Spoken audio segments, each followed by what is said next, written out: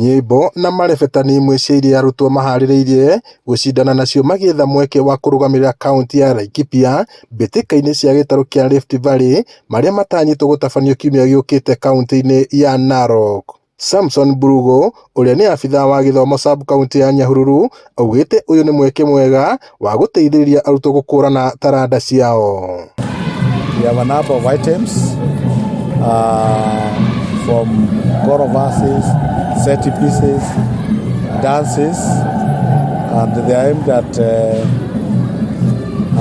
achieving the national goals of education. Having our music festival for the whole of Laikipia County. We have schools from all over Laikipia North, the whole of Laikipia, and we are doing well.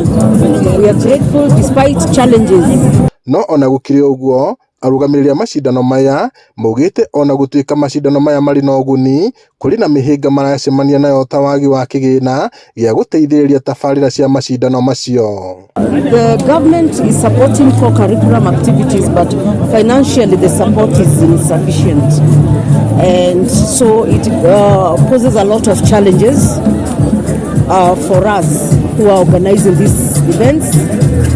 I do wish that the activities would be, the funding of the activities would be streamlined so that we don't have to undergo so many challenges.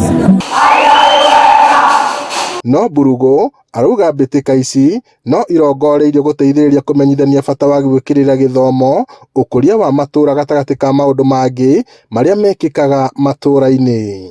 Ngiribotera Inooro TV kuma taũni ya Nyahururu, gũkũ nĩ kaunti-inĩ ya Laikipia, njĩtagwo Peter Mwangi.